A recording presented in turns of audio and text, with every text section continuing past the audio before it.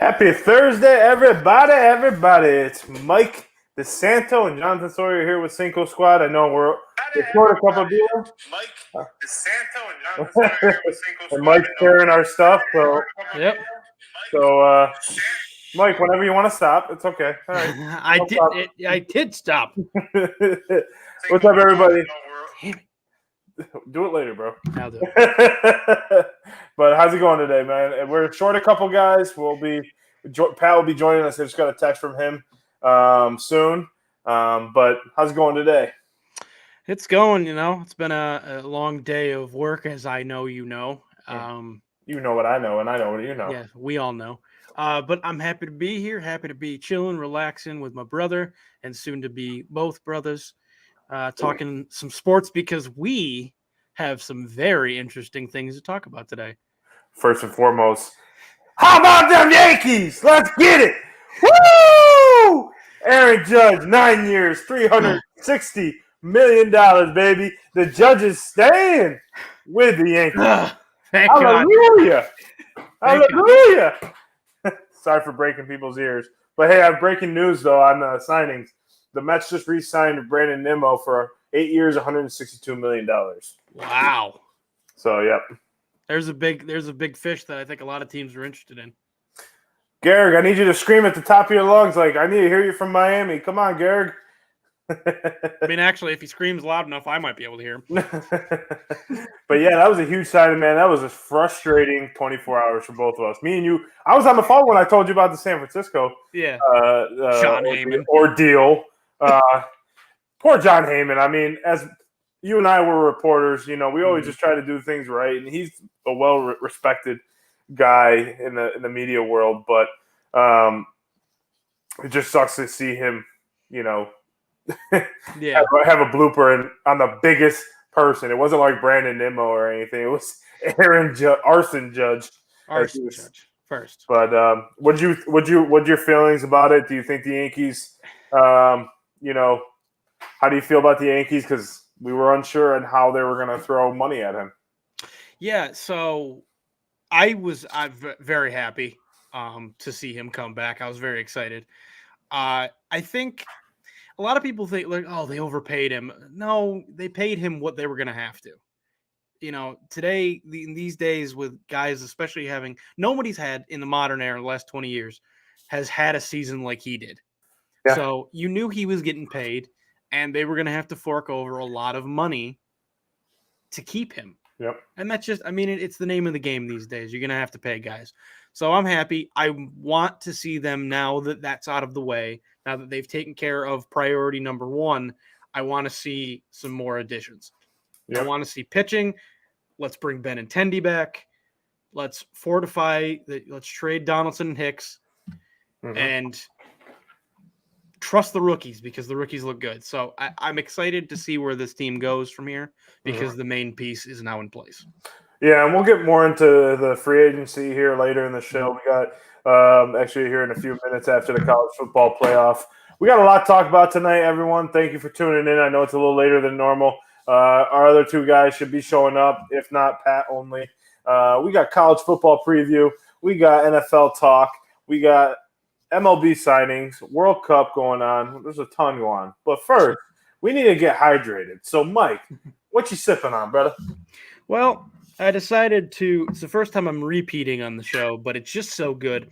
I've got another glass of that Balatin chocolate peanut butter with Irish whiskey drink. Nice. It's very good. Very good. What you sipping on? I just got my gallon tonight. Not drinking. So the middle milk jug. The middle milk.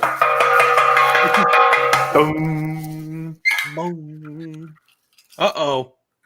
John, we have an intruder. Just kidding. Let's bring on everyone's favorite Cinco senior citizen. the AARP edition of Cinco Squad, Jamie Peterkin. Wow. Let's give him we were just cheering. We opened the show by cheering about our boy in pinstripes again. Mr. 9 year, $360 million. You already got 6 minutes. You're good. So airtime. That's why we got the way. I just had to get it out again, and That's cool. Poor Garrick, Mike's cousin. I'm actually shocked. I said to Garrick, I said, you got to scream at the top of your lungs, and he said I did and got yelled at. I'm actually shocked that you guys aren't both wearing Yankee hats right now. To be honest. Well, I did my hair. That's why. Of course, And it I looks have the so two pretty. jerseys. Thank you. Like shiny. But how's it going, Jay? Good, man. So I had a little company get together, just casual drinks and some snacks. And luckily, at a bar right around the corner from where we live. And so, when you're trying to, I got, and then someone else comes. I'm like, look, I gotta go, guys. I gotta go. I gotta get out of here. Sorry. No, So, my the apologies. statement is, look it, I'm famous. I have a show to do. That's what I said. listeners. I have my weekly podcast. I gotta fly there. Let me put my cape on. I'm 15 minutes late. That's good, man. I mean, it's a holiday season, so this is a time where people start getting together, start having some drinks, having some kumbayas, and it's good to see that people are getting together. But yeah, I mean, so what you sipping on tonight? Well, I got my last Modelo of the 6-pack because it takes me 6 weeks to drink a 6-pack. So you pulled the mic trick. What'd you guys sip on? He got the same drink as last week, and I got my gallon. Ding, ding, ding, ding, ding. Ding, ding, ding, ding. But yeah, man. I mean, there's a lot. The Holly Jolly. The Holly Jolly. Yeah, the Holly Jolly. Jingle Bell still rocks this week. But it's been a crazy week in sports. There's a lot going on. I just was breaking down the show as you joined. What we got to talk about. We'll throw it to you here in a second for your Payme parlay when Pat joins. But let's talk a little World Cup. I mean, it's been pretty interesting. It's looking like, from what you said last week, is going to happen. Is looking like it's playing out pretty well right now. I mean, Argentina's kind of dominating the left, and Portugal beat, I think, South Korea like 6-1 or something like that. I saw it. That's without Ronaldo scoring. So, what are your thoughts on it so far for the past couple weeks? Well, I think FIFA and the world got what they wanted, which was a pretty exciting group stage affair where you had about 5 or 6 teams going through that probably people didn't expect, but maybe they had a chance. You had some of the Titans going out in the first round. Germany, especially, once again, bowing out in the first round was not what German fans want to see. But from that aspect, it made the group exciting because you have a team like Japan who's going through now, and you have South Korea. And then the one upset in the quarterfinals is Morocco upsetting the mighty La Roja, España, and Spain, who comes out in the World Cup flying with 7 goals in the first round. You're like, they can't be stopped. There's no way this team is going to get knocked out early. They got knocked out by Morocco, who's kind of like the African neighbor, right? They kind of border Spain right there in the northern coast of Africa. And the Spanish manager gets fired a day after, and rightfully so. He was terrible as a manager in that match. It took way too long to bring in the striker. Spain knew they needed 1 goal to go through. It was just, my dad kind of gave me the update because I didn't see it, but imagine having 85% possession. Imagine playing a football game, American football game, and you have the ball for 45 minutes of the game and you somehow lose. That's exactly what it was like for Spain. 85% possession, and they still found a way to lose the game. And 0 penalties in a shootout. That's dread. But on the other side, my boys Netherlands play the Argentina. It might be the end for Holland because Argentina's playing their best football right now. Yeah. And they've set it up for Argentina to play Brazil, who plays the runners-up in the next stage, which is Croatia.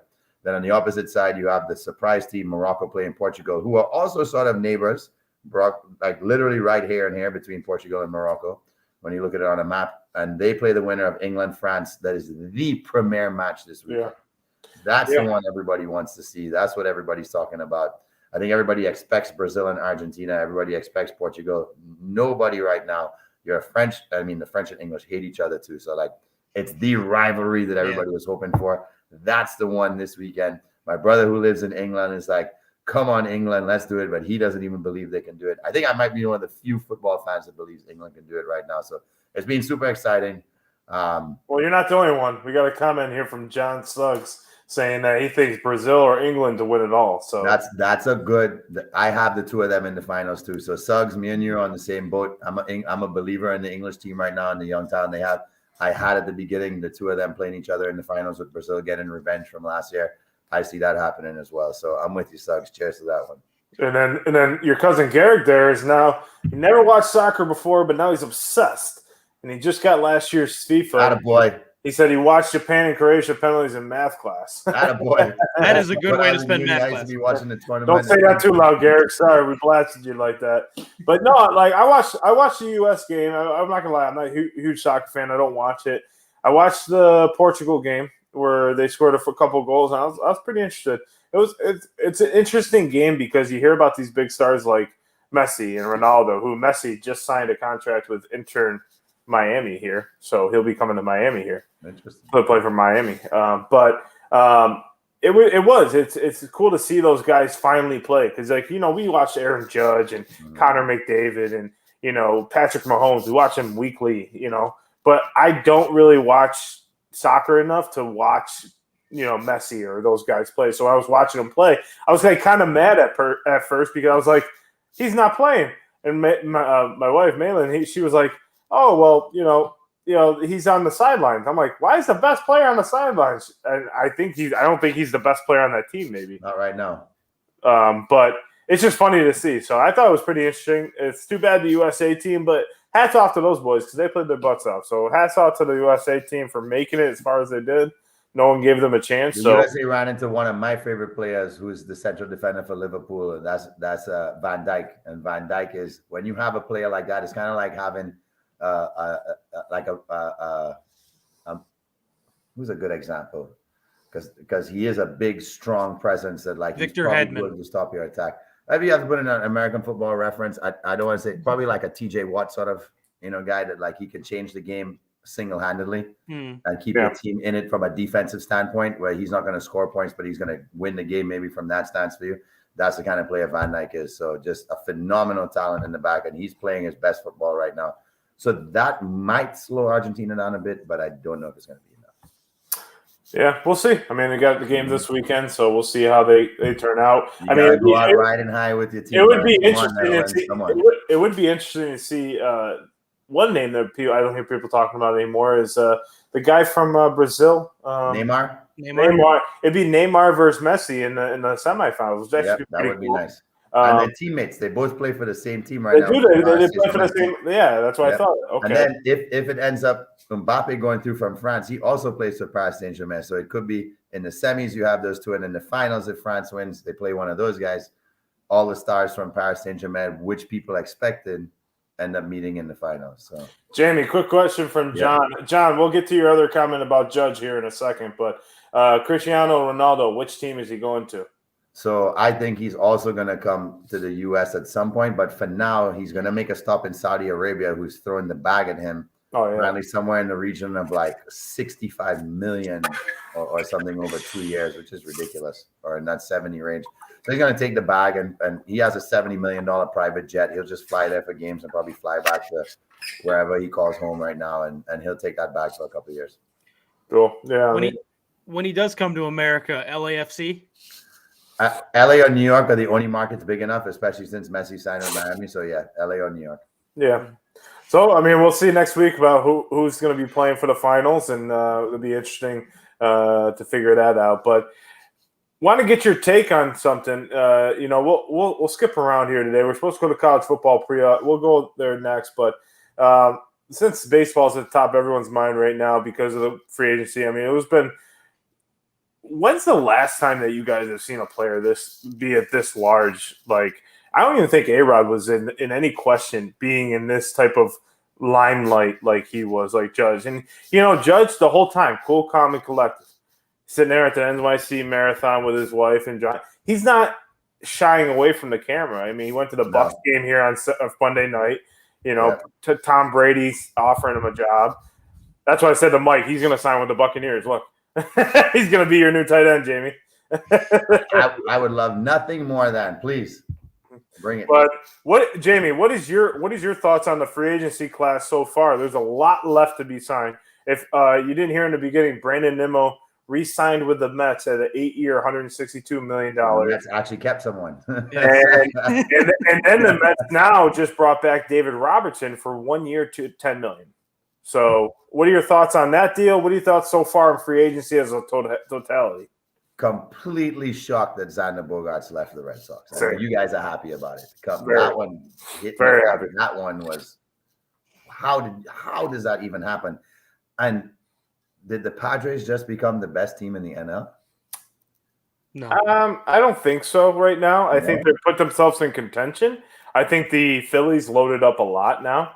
Okay. Here's one thing that I'm glad you brought that up. So one thing that I said to Mike earlier, this was a safe play for the Padres. It was a low money safe play. I know you say $25 million, but as a baseball player, look at Judge, look at other guys, $35-40 million.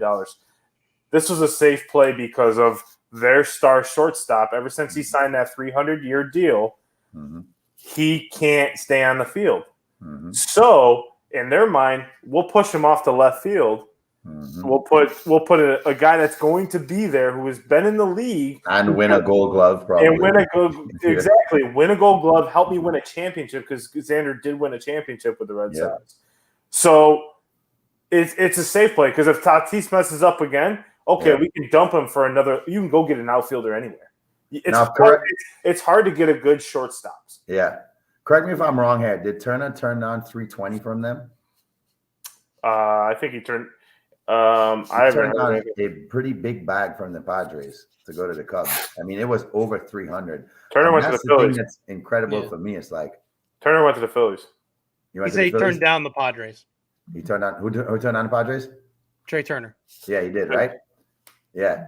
For over 300 million. So to me, it's amazing that in today's world, as an athlete, you can actually turn to your agent and say, should we take $320 million?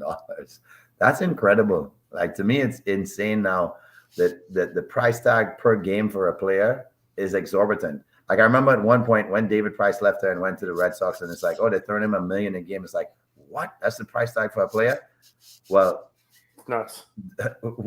DeGrom's about to make 1.8, and Verlander's about to make 2 pretty much per start. It's incredible. Well, here's something that that I've been hearing a lot. And John, we're going to get to your question here right now. Off topic, but because we were talking soccer before, he said, "Do you think 9 years was worth it?" I think would have gone 6 years tops. Now, this goes back to answer. It's a great question, John. And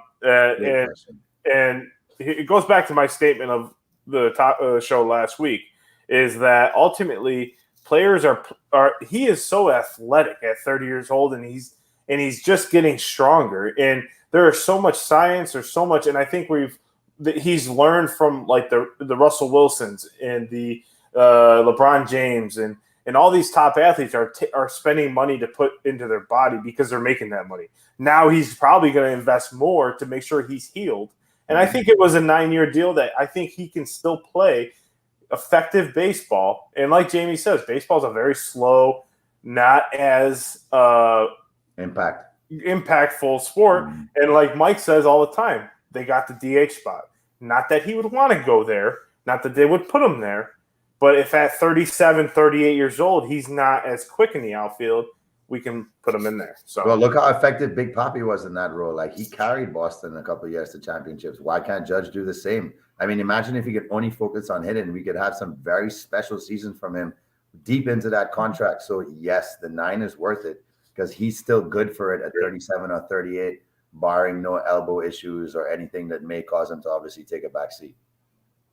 Yeah, I mean, what you're hoping for out of this deal, and I agree, I think it was worth it because for 2 reasons. He is going to be good. I think he will be good for it as far as like John and Jamie said, taking care of his body, doing what he needs to do. I mean, he and Stanton stopped powerlifting in the weight room to preserve their bodies and started doing more. To lift anymore? Well, that's the other question. On a side note, I mean, someone that I'm sorry to cut you off, Mike. One person, if you guys have gone to see Bryson DeChambeau has learned that he doesn't need to lift heavy anymore, and he is cut. He looks like he's ready to go fight boxing wise. He's cut up now. He's like he lost like 20 pounds, and he wasn't fat before. He was just big and strong. So I think you're right, Mike. And I'll let you finish. I'm sorry, I didn't mean to cut you off, but I just want to throw that point in there that bulking is good until a certain point, right? Mm-hmm. And then you kind of got to trim it.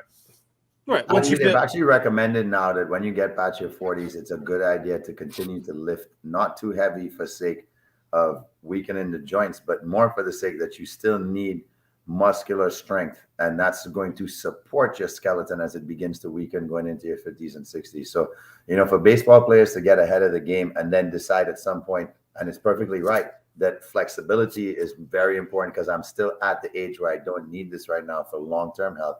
Right. But what do I need to sustain my performance? And that's really what this is about. Is these guys are trying to sustain performance.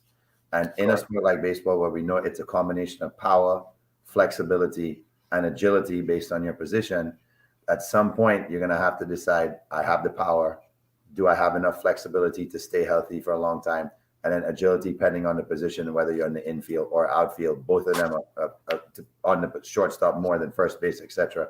But in his case, he has the power already. So now it's about flexibility and longevity for him. Mm-hmm. And if him and Stanton are now on the same page, where they're getting the right advice to keep them in the lineup, you guys are going to be freaking dangerous. Yeah. Mm-hmm.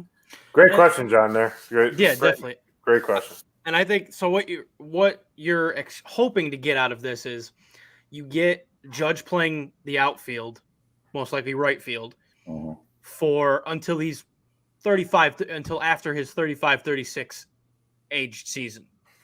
And then you hope to get a few seasons of your Miguel Cabreras, your Albert Pujols.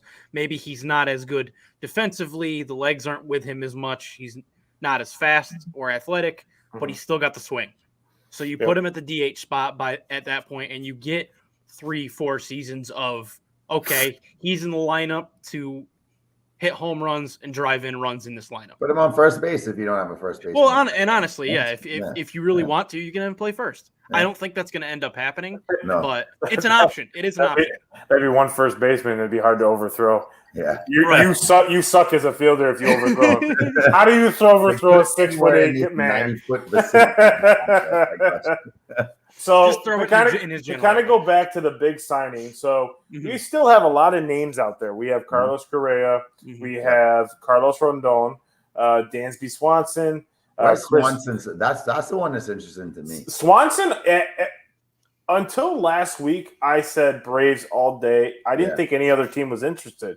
But now you're seeing the Astros come out of nowhere. You're seeing the Cubs. You're seeing the Dodgers. You're seeing the Cardinals. You're seeing all these teams come after him now. He met with the Astros, I think, last week. I don't think that went very well. But he went with the Cardinals and the Cubs, which was one of them. And if the Cardinals go ahead and get Dansby Swanson, they're going to be a very dangerous team right now, because they're re-upped on their catcher in Wilson Contreras.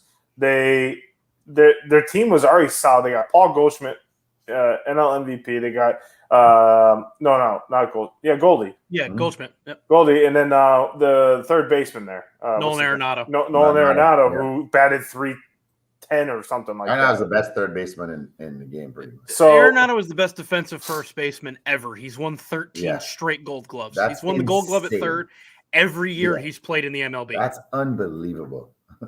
And has been voted best fielder in the NL, I think now 6 straight times.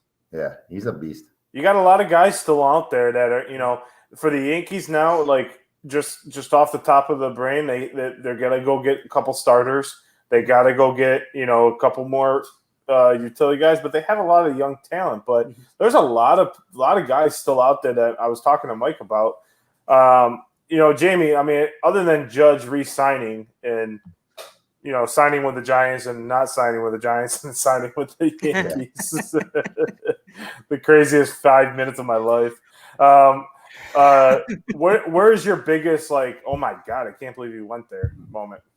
That's tough for me, because I know you don't follow as much, but no. It's tough for me because I'm the Cubs being able to land a couple of big names is interesting, because I didn't think they were at that point now in terms of their rebuild. So for the Cubs to be able to get significant signings at this point is a surprise, because I thought most players would shift towards St. Louis if you're going to look to go somewhere in the Central. But it probably have to be the Padres landing Bogarts, because that one really shocked me today when I was on my way to work and I put on sports radio, and I was like, how and I get it. I love the insurance, right? And you'll shift Tatis, no problem. But if Tatis is having ongoing injury problems, isn't he more of a liability in the outfield than the infield? He is, but it's easier to replace an outfielder than it is a shortstop. Okay. You can bench a left fielder and say, okay, I'll put someone else out there, or go sign a vet guy and then go sign a guy that is going to be out there. Versus, look at the Yankees. They struggled for so long with Didi Gregorius, who I loved as a shortstop, but he just never beat. But I also think that's a side conversation. But that, like, he had to fill the shoes of Derek Jeter. So, right? So, up until that's a tough fill. Up until you sent that update in the group about like teams not wanting to sign DeGrom for a certain amount of length, like they didn't want to give him 5 years. Now I understand why he settled on Texas. I didn't realize he was that much of a dick either. Like talking about not even being a good teammate and not being a part of the clubhouse and kind of doing his own thing. So I didn't take him for a guy like that. But that signing kind of had me thrown back as to whether Texas thought they're ready to compete in the West, because they're probably not, based on Seattle being the team next up. I think a healthy Angels team has much more in the tank. And then who's beating Houston at this point? It's like Houston's reloading. It's not like they're getting any worse. So I just thought of what didn't make sense to me before you sent that about other teams not wanting to give him the 5 years. That one made no sense, but now I get it. I think it was more age too. He's 35. Mm-hmm. So I think, they were trying to treat him like Scherzer, or, in that aspect. But I think I was reading the Texas roster, and the roster, it looks solid. And I was just reading this article just before the show. They compete in that division. That's what you're saying, right? Well, that's what I was reading the article about it. And I was thinking of the names that they've been getting. They got Corey Seager. They got Marcus Semien. They got some guys that they've been signing over the last couple of years that people aren't really noticing. Right. And I think they're key guys. Yeah. And one of the things that, I see from them is that I think, he said in the article, like, the Rangers were the only team that were consistently calling me. Yeah. Which is shocking to me because, as the Mets, you need a guy like that. And I don't understand why you thought, I'm not going to call him or whatnot, but I don't know. I see the Rangers being better next year. I think the West is going to be a very, very tough division. It's going to have 3 to 4 teams competing. Yeah. And it's going to be tough. Mike, what do you think about Cody's 1-year deal to the Cubs? That's what I was saying. I was surprised. The Cubs landed Cody. It's a prove it deal. My initial reaction was it is more money than I would pay Cody Bellinger right now. Now, if we were talking in 2019, I would be paying him more. Right. But the fact that he fell off so much, it is a prove it deal. I thought if he got a prove it deal, was going to be in the area of 12 million. It ended up being 17 and a half. But I think the Cubs are a good spot for him. I think that he could be a guy. I mean, he's still fairly young, so he could be a guy that if they like and he likes it there, could stick in Chicago and be a piece that they can rebuild with. I think it's a smart move for Chicago because what do you got to lose? You can move him if he's hitting well and you don't think you're going to keep him or don't want to keep him. Move him at the deadline. So both of you guys thought the Padres aren't the team to beat. Do you think the Mets upgraded with replacing DeGrom at Verlander? No, because, I think Verlander's going to have a solid year, but Verlander still wasn't the best pitcher on Houston. He had the best ERA, though. Not at the end. But here's the thing. He was, and this is something Mike and I got into an argument about this week already, is he was great during the season, and he's the reason why they got to where they got. But when the playoffs came around, he was their third or fourth best option, in my opinion. He didn't have a win, I don't think, in the playoffs. Or if he did, it was after the last one win. So, that doesn't, as the Mets, I would have re-signed DeGrom. I would have went heavy after DeGrom because even knowing that he wants to alienate himself from the clubhouse. Well, I think he alienated himself the last year. I think he just didn't want to be a part of that. I mean, the franchise as a whole. I mean, I don't know. It's just people say, "Oh, you have this rivalry with the Mets," and I'm like, I don't see it. I don't see it that way. Like I see it more or less like the Mets are the Mets. Okay, they live in Queens. That's it. So the thing is or in that Brooklyn. from what I've read, it wasn't the Mets' choice. They had no chance to bring DeGrom back. That's what I realized as Because well. after looking I into read that DeGrom told his agent as soon as free agency started, don't contact the Going Mets. to it. Yep. Well, and I think that's false because he had a good. There was a report that he came out of a meeting with the owners and the GM and had a good meeting coming out. But I mean, at the end of the day, your heart is where you want to be, right? So we questioned Nolan Ryan when he went, signed with Texas, and that was a weird move at the time in his career. So I just think he wanted to be in Texas, to be honest with you. That was the first team that came up, even before the Mets, was that it was going to go to Texas. And I said, okay, well, that's weird, but we got a few comments in here from John. He's talking about Tony's next team, Giants or Braves. Neither one. I don't see either one. You see the White Sox making a push for him? No. I think he's going to stay. I think he's going to the Dodgers, to be honest with you. He's going to the Dodgers. He'll stay in LA and he'll go to the Dodgers. That's exactly I think it's one of the reasons why they didn't pay Trey Turner. Yep. Padres are throwing money at everyone. They really are. They're ready to win now. They offered. Garrett's right. They did offer him 10 years, $400 million, which is the same deal that he got. Right? He still got for an extra year. He just got the extra year with $40 million. But let's see. Judge has had only 1 year he didn't get injured. Really? I think it was the year we missed the playoffs, and he was out. He sat out the last month, I think. But I don't think it was a whole year. He said yes, but we all saw it towards the end of the season. He reaches for swings, throws a lot. I'm assuming he's talking about Judge Swanson. He's talking about Judge, and then he said Swanson's going. No, he said Swanson going to Giants because the Giants need to make a splash somewhere. They need to make a splash, or Dodgers. Yeah. I think he's staying in Atlanta. Gary Sanchez and Don Nunez still available. No. Good John. So at the end of that comment, though, Jose was my shocking signing of the offseason so far, because there was zero traction to anything Jose Abreu related except for back to the White Sox. Yeah. It was one of those like, okay, how much is he going to agree to go back to the White Sox? And then all of a sudden he's an Astro. And that's a very significant signing for them. I don't like it. Nobody should, because that team should not be loading up after winning the World Series on that kind of young talent. He won the MVP 2 years ago. Yeah. And I just think it's going to keep going on. I think a lot of the teams are starting to place their big name signings. There's still a lot out there. Carlos Correa, there's still, I mean, as much as people don't want to talk about the 2017 team, that still lingers over him, especially his comments towards it. And he was the face of it all.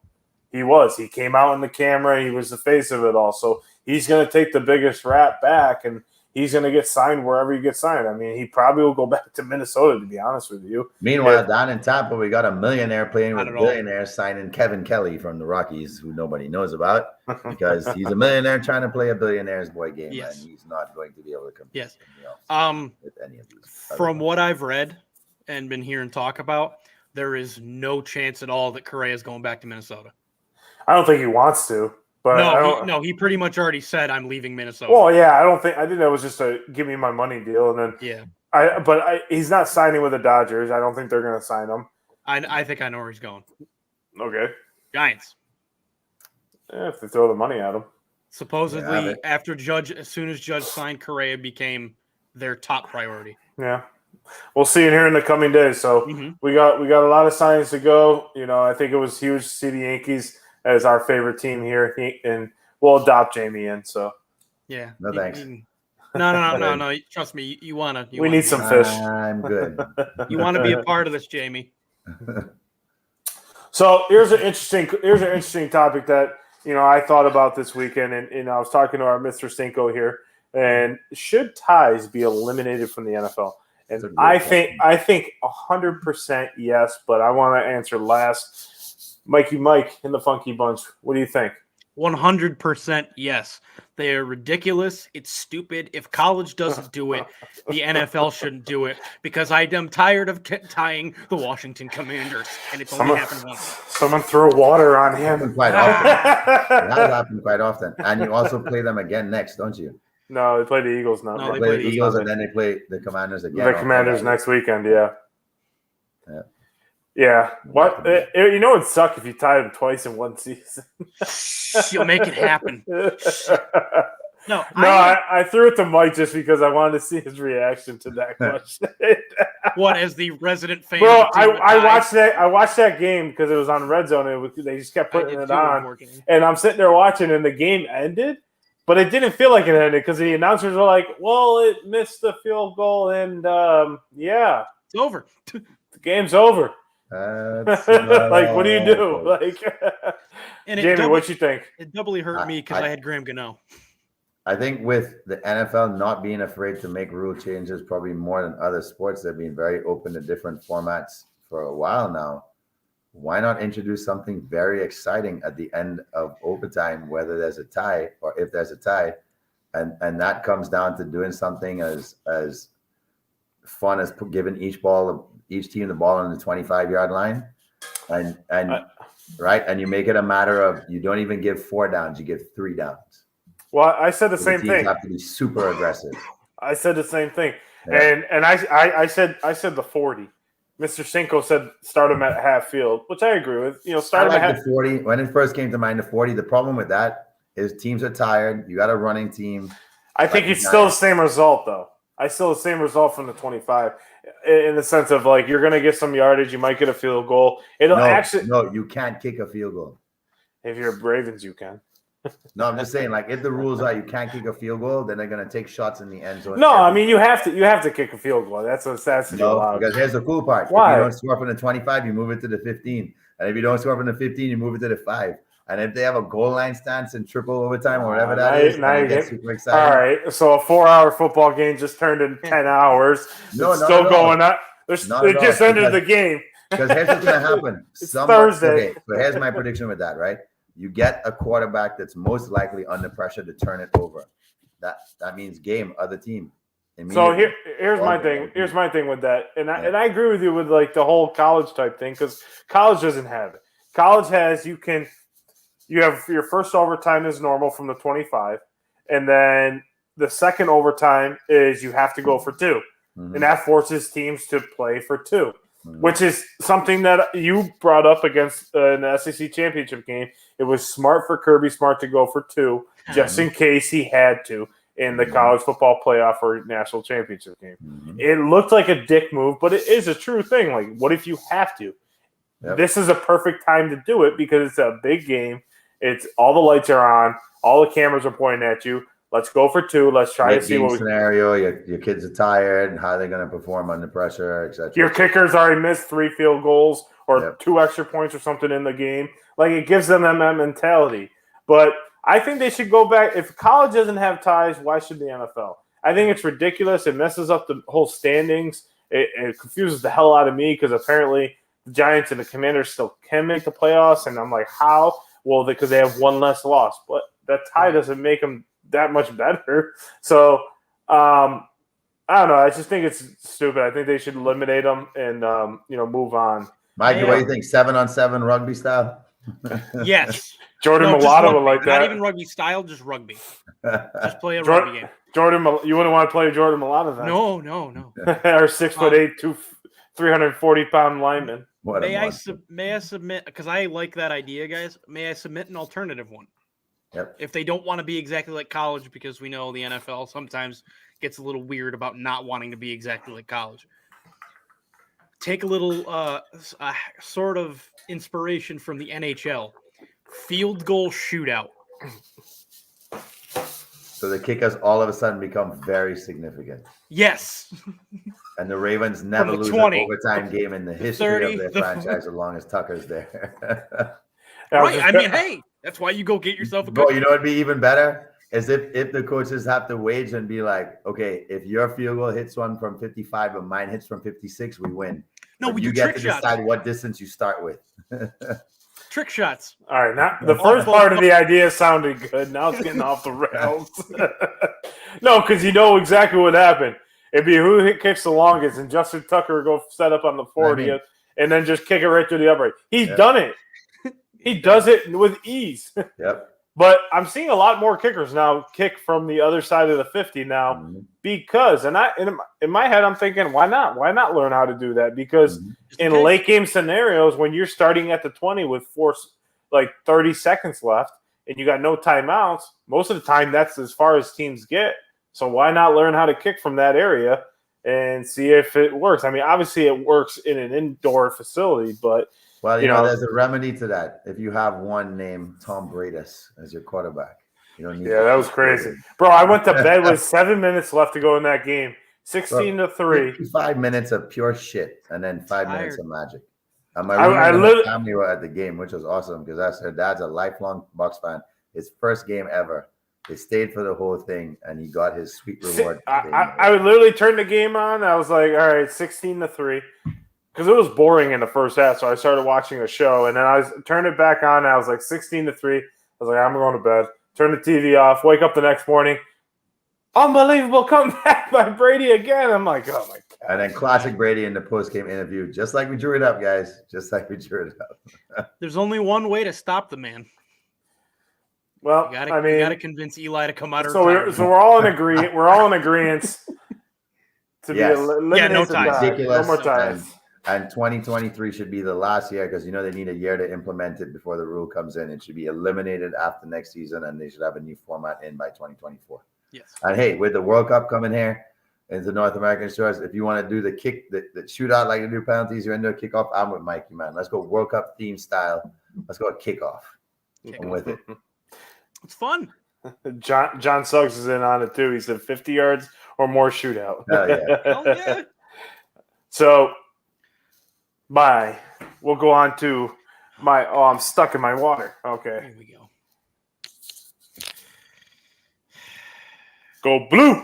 We back, baby. We back. We ain't got to play Georgia. Not yet. Not yet. Not yet. This time you get blown out in the national championship game. Not yet. Just don't do like Notre Dame did against Bama, please. No, we won't. We won't. We're a better team. Jamie, why? Because you're wearing the cap, Mikey. I understand that, but doesn't mean you got to command. You're doing it on purpose. There's no point to wear the Notre Dame cap. No point. Why are you wearing a Notre Dame cap tonight? Why? Because I was wearing the Notre Dame shirt, and I like this shirt. It's comfortable. Because they lost to Syracuse on Saturday. You knew we were talking about this. No, because that's a football jersey.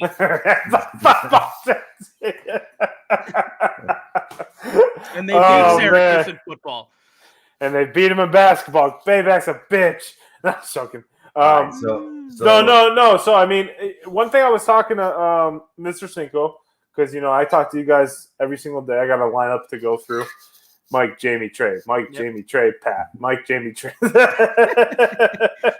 It's true. I've seen his call logs.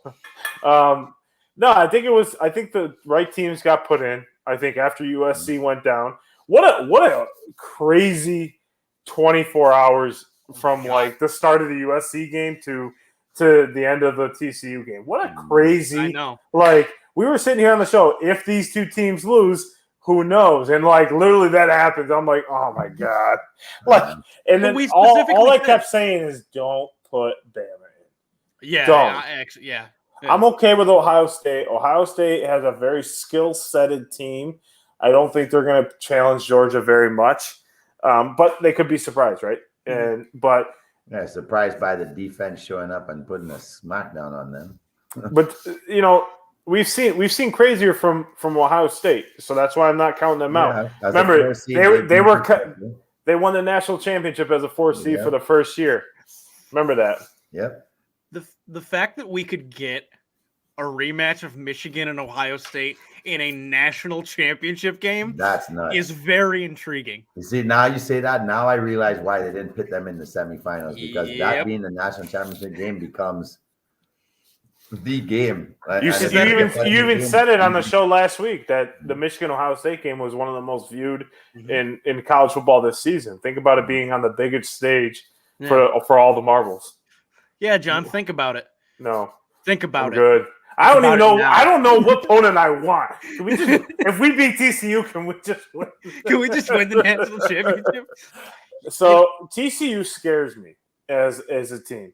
The reason why is because I watched that Big 12 championship game, and that Max Dugan is a player, man. But they got no quit. They got he's no a quit. warrior. He's a warrior, They got man. no quit. He just doesn't. He could barely breathe on that last drive, and like he's sitting there emotional, like that emotional, like after the game, after the press conference, reminded me of Tim Tebow back in 06. Mm-hmm. Like and that scares me because if they're playing with a lot of this and a lot of camaraderie, that's a scary team to play. It is. It's a very hard team to play, and I don't want to be cocky about we're going to beat them because I think it's going to be a very close game.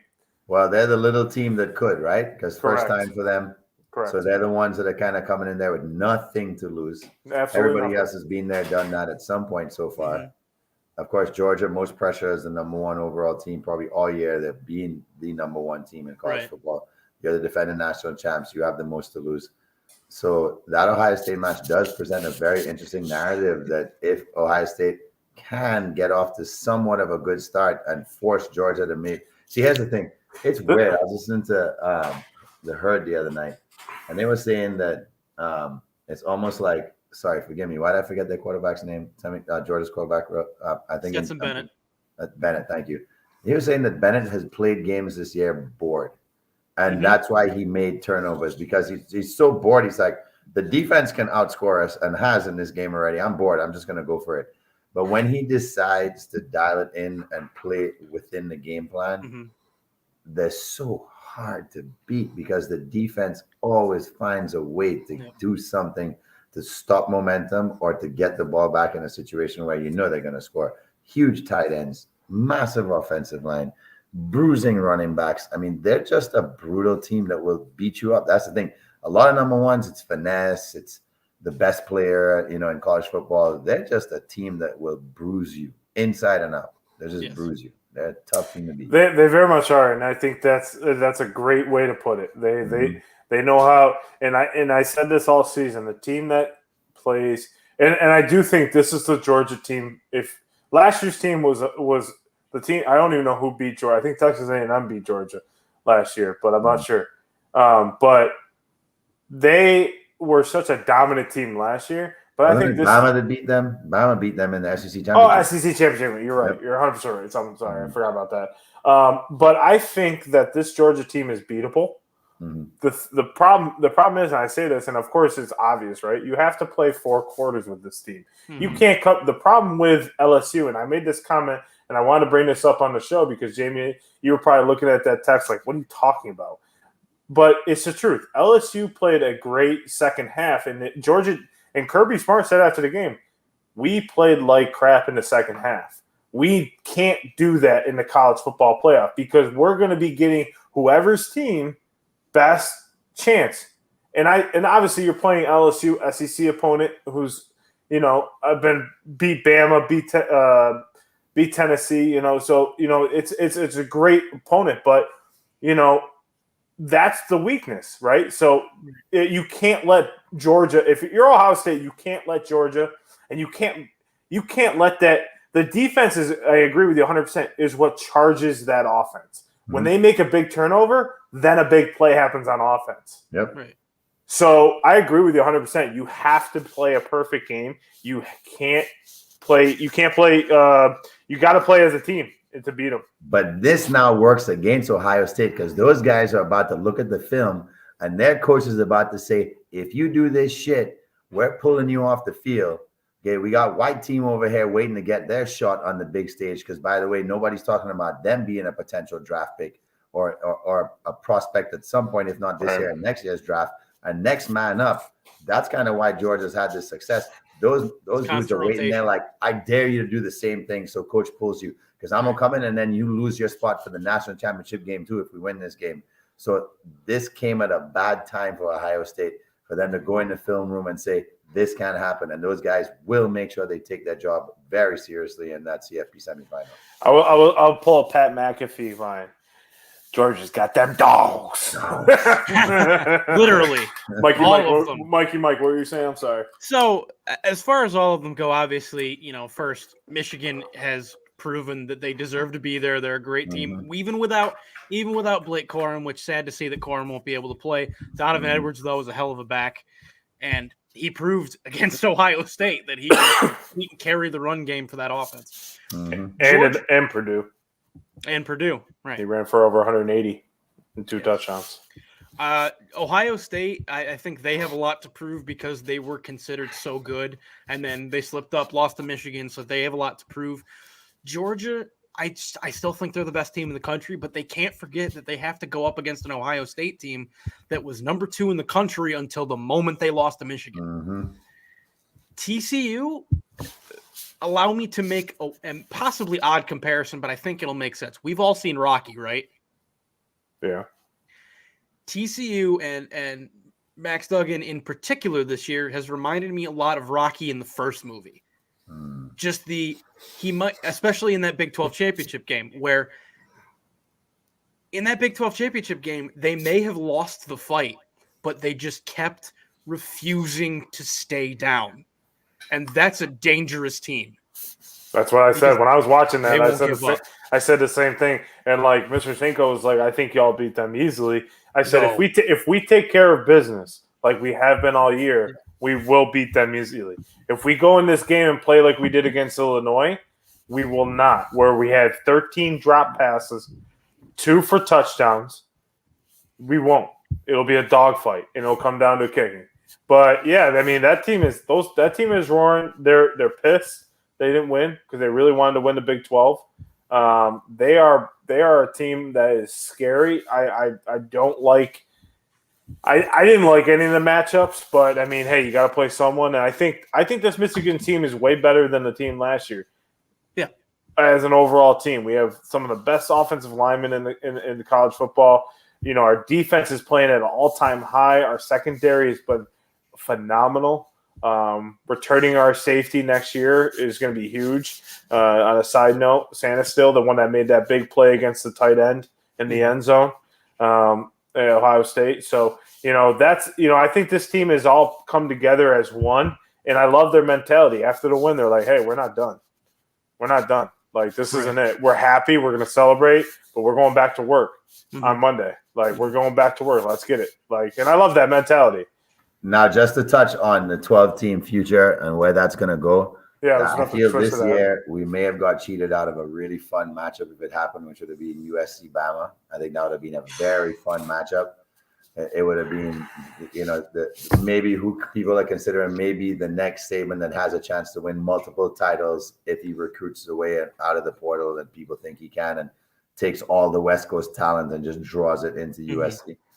So that one, I think Penn State, Ohio State would have been fun, but I think we missed out on that USC Bama because I think the others would have been like TCU, Tulane, I believe, would have been one. Yeah, matchups. So which Tulane's been playing at a high level. I don't think they're like at the level of all the rest of the teams, of course. Yeah. But I think they're an exciting team to watch.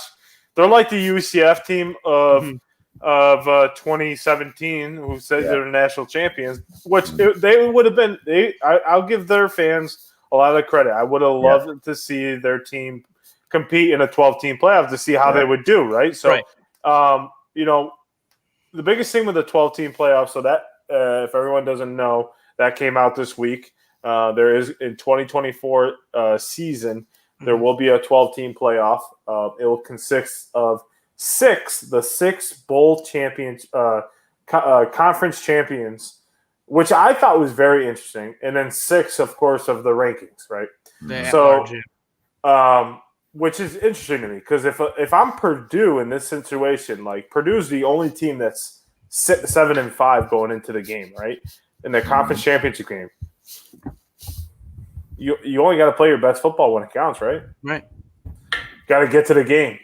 Right. You can have 5 losses, but if they win the next 4, that makes them 11-5 with a national title on their belt. Like it plays very interesting for these matchups because a team could come in and be like a Purdue, like 7-5, a dog, and go and beat Clemson, go and beat Michigan get into the college football playoff while Michigan still gets in, and now they bump out someone.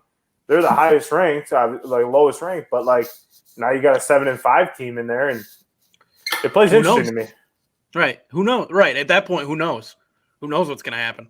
I mean, looking at the way this year's matchups would have shaken up, who knows if Tulane comes out and has another explosive game and knocks off one or two people, and suddenly we're talking about what is Tulane going to make the Final Four? So I like the idea of it. You know what I know, though? Here's what I know. That you give Cal Whittingham and that Utah team a chance to play, and they would give Georgia the best game if they were the 4th seed. Correct. They got some. I watched that game and they put it to USC from the open. He prides himself on being a defensive guru. From the opening snap, I watched that whole game on my brand new projector outside, and they dominated every single snap. And then it didn't help that Caleb Williams got hurt, but the reason why Caleb Williams got hurt is because he had to do stuff he hasn't done all season, avoid tackles and stuff like that. He's been kind of dominating guys. And their only loss to USC was Utah. So it's like their kryptonite this year. Speaking of kryptonite, they had the worst bad beats I've ever seen. Van Pelt brought up with Caleb getting over 39 yards rushing. He had 77 yards after that long rush that he had in the first half. Mm-hmm. And he ended up with 37 yards because they sacked him 9 times after that play for losses of over 40 yards. Right? He ended up losing the bet when you had 77 and all you had to get was 39. How does that happen? Talk about the worst bad beat. But it's kind of a product of what we talked about the show before, was that Utah was the best defensive team in the Pac-12. Yep. So were they the ones that could finally bust a high-powered offense like USC? And they did.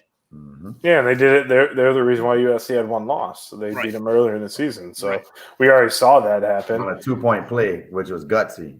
So I love that. It's gutsy, but it's definitely something that's interesting. Mike, you'll like this comment from John. With this, ND should always make the playoffs. No. Why? No, because John. Here's my thing. Here's my thing, and I said this to Mike, and he doesn't agree. But in the next 5 to 10 years, Notre Dame will have to join a conference. 5 years. I would say 10 on a good scale, but 5 years they're going to have to join a football conference because the way this is going, there's now 16 teams in the Big Ten. There's 16 teams in the SEC. And every conference now they've made it where 6 conference champions. So there's now going to be a 6th conference. So now everybody's going to start spreading out. Oh yeah, we're going to 6 super conferences. We're going to 6. So Notre Dame is going to be like either play in or you're not getting in. So with the 6 super conferences, if you're at 12 and you stay at 12, I know it might seem boring, but would the conference finalists be automatic bids? And then the seeding is just based on how the conference champions. That's cool. I never thought about that idea, but that's real interesting. But then that takes away the college football rankings at that point. That's somewhat, but I mean, what it does is automatically. But I like that. But I like that factor because every game matters ultimately, right? So I like that. I never even clicked in my head, but that takes human error out of everything. You have to win the game. You have to get to the game. You get to the game, you're in. Yep. And then for buys. Yeah, exactly. Exactly. Yep. Exactly. And then I think that's a good idea. Actually, I haven't even thought about that, but that's pretty smart. Because are you going to punish? It goes back to what you said last week. Are you punishing someone for making their conference championship? Yeah, that's just dumb. And shouldn't you reward someone for making it? But also, it's like, okay, so they got there and didn't win and got blown out. And UNC, sorry, Mike, but they got blown out by Clemson. So do we really want to go see that game? Or LSU? LSU, I think, would put up a fight. But does UNC go into the playoff and make a dance? Well, the thing is, it all depends on who else is in that super conference with them, because we might not get you at UNC, a team like UNC in that game. You might get a Notre Dame. One thing that I'll mention now is that the Big Ten did make a move that's going to entice probably Notre Dame. Is now they are their TV partners are Fox, FS1, NBC, and FS2. So them signing that 10-year deal with NBC almost entices, now for the Notre Dame to go join the conference. So pretty interesting. Yeah. So you guys want to do Stump the Squad, or you want to go to our last topic? What do you guys want to do? Up to you, boys. Sweet chat. Let's talk next week. Jesus Christ. What, Don't answer what's the all at last once. one? Don't Are we answer. talking about, are we talking about 80? Is 80 what We'll talk about AD next week. We just have to mention one thing with 80 right now. The numbers are insane over the I'll let Jamie Lakers. take it over. No, it's insane. The Lakers have won, I believe, 8 of their last 10, and the numbers are insane for 80. We're talking like at one point. Remember when Embiid had that pretty special run at some point last season when there's no way he loses the MVP? He has like 34 and 10 and 8 and like 42, 19 and 6. Like 80's on this run right now, averaging like 4 blocks, 30 points, like 16 rebounds. It's just insane what he's doing. And it kind of shows you, like, remember, I'm going to be the first one to say, like, he's garbage. Nobody wants him. Like, he can't stay healthy. That's still a liability.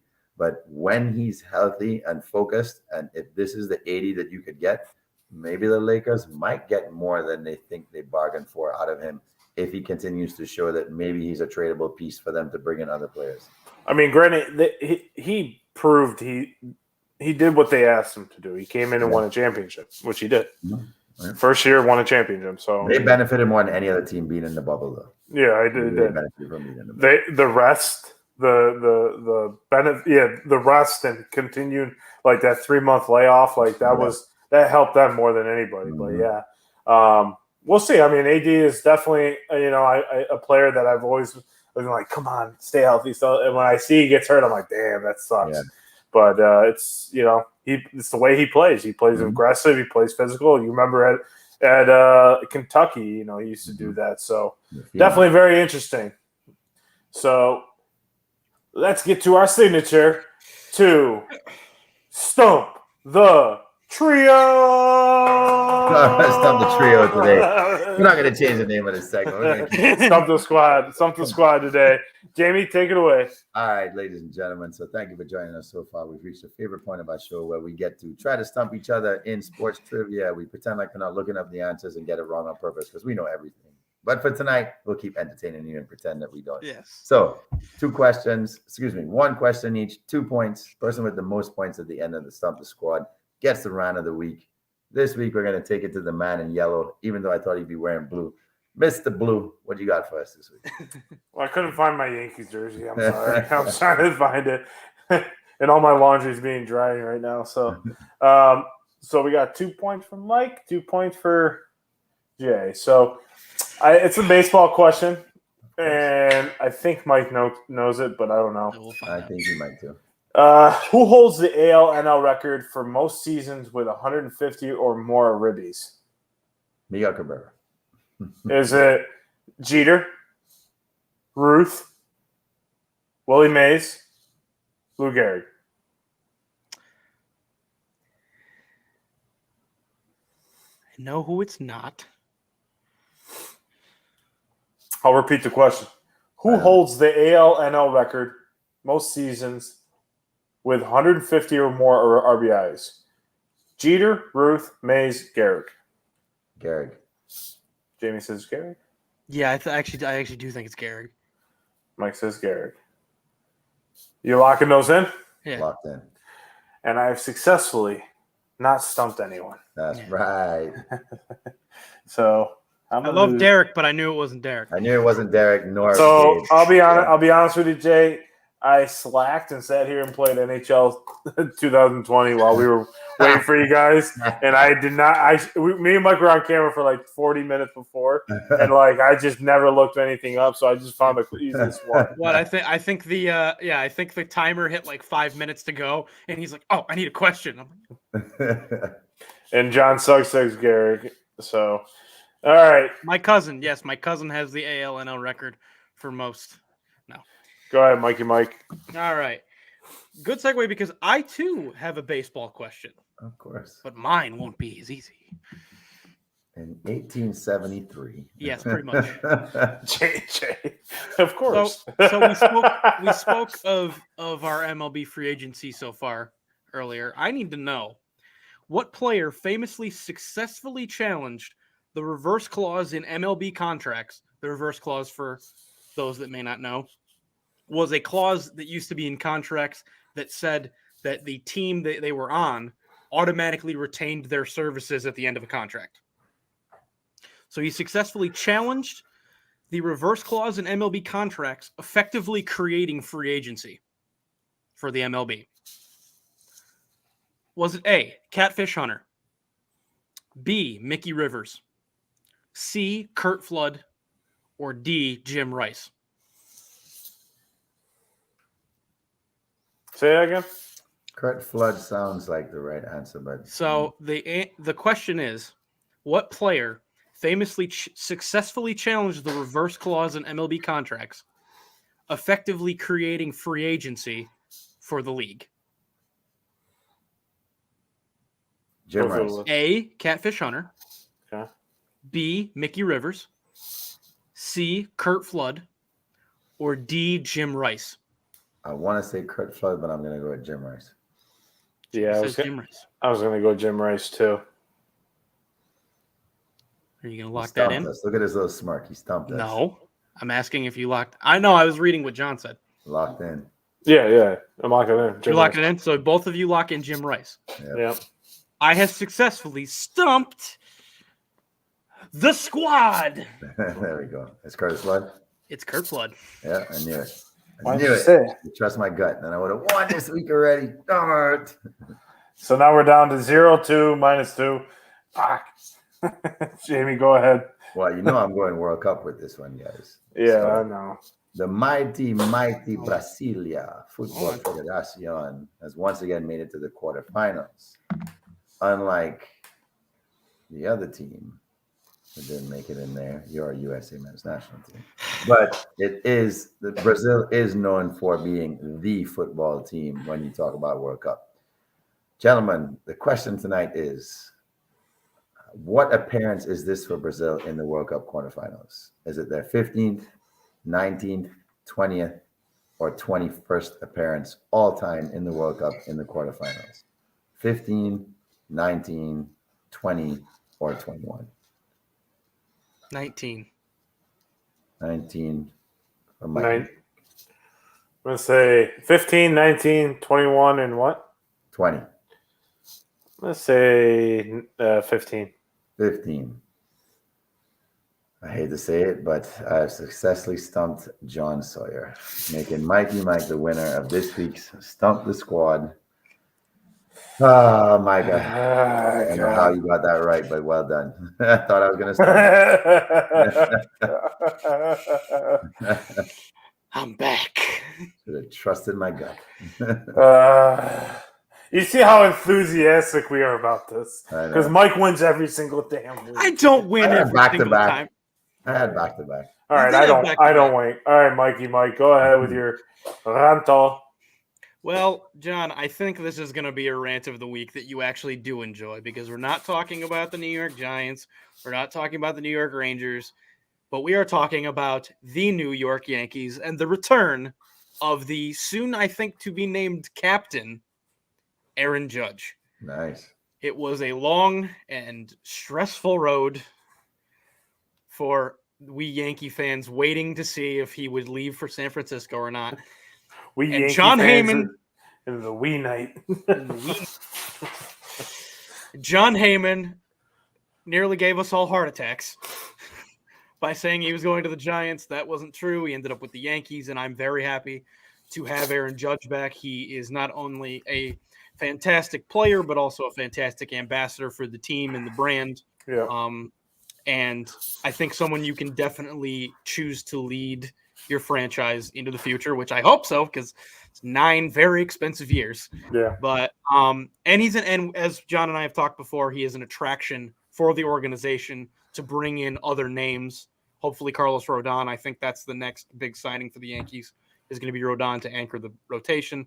But to Aaron Judge, because we know that you listen or watch every week, thank you for returning to the Yankees. We're glad to have you back, and I'm excited to see what you can do for this franchise moving forward. Jamie, just so you know, that's going to be the first clip he freaking goes and cuts, Of right? course. No, the rant is Nice always part. last. The rant is always last. No, you Here's can a do clip it. that's not going to go up, though. We have a Baker Mayfield sighting in LA tonight.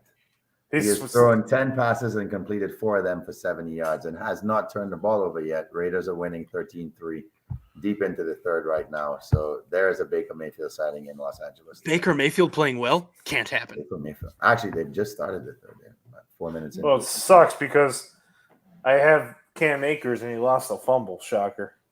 Damn it. I did not play any Rams players, and I will not for the rest of the year. Brian Robinson's on a bye, so I had to play him. Did you do an update on the playoffs? I did not. I'm going to do it right now. So basically, Yeah, we're gonna end the show on the Cinco Squad Fantasy Football League update, and I will give me 1 second to get to it. So last week, Trey decided to put the dagger in me and end my playoff hopes and beat me 165 to 111. But here's the thing: my freaking quarterback got hurt 4 minutes into the game, and Jimmy G, and I forgot to sub in Justin Fields. 6 beers deep, which is Pat, defeated OP 182 to 103. Fonz defeated Mike, and I think put the dagger in him. yeah, I'm out. 122. And Fonz, who started 0-4, can make Making the a run. playoff. Rick beat my dad 128 to 125 to push him out of the playoff contention right now. You And still have a now shot Jamie lost, I think, the closest game this on week. an extra 130. Hold on, point. 138.9 to 138.14. Really? Because of the extra point. He had Ryan Sukup, so I had to cheer for my team to beat my fantasy team this week. Pure agony. Pure agony. That would have clinched me the number 1 seed. I don't know what to do. I don't know if they should go to overtime. So there's a lot that can happen this week. There's a lot of teams at 6 and 7. My dad's at 6 and 7. Fonz is at 6 and 7. Tyler's at 7 and 6. Tyler's winning the ends. Tyler controls his destiny. Winning your Tyler controls his destiny because if my dad wins and Tyler loses and Fonz wins, then my dad holds the points because he has the highest points in the league right now. So right now it's hopefully, Tyler's got to beat. I think he's playing Rick has got Jalen Hurts. Money Jalen right there. My dad's playing Mike. I'm playing Jamie for the first time this season. About time. It don't mean nothing. So, it's right now the playoffs are pretty much set. We have Jamie as the 1 seed potentially if he wins this week. Gotta win. Pat, who is 9-4 as a 2 seed. Trey is the 3 seed, and then the 4 seed is up for grabs right now. So between 3 teams: Fonz, Tyler, and my dad. Yeah, I'm gonna have to play spoiler. So I have to beat your dad this week and play spoiler.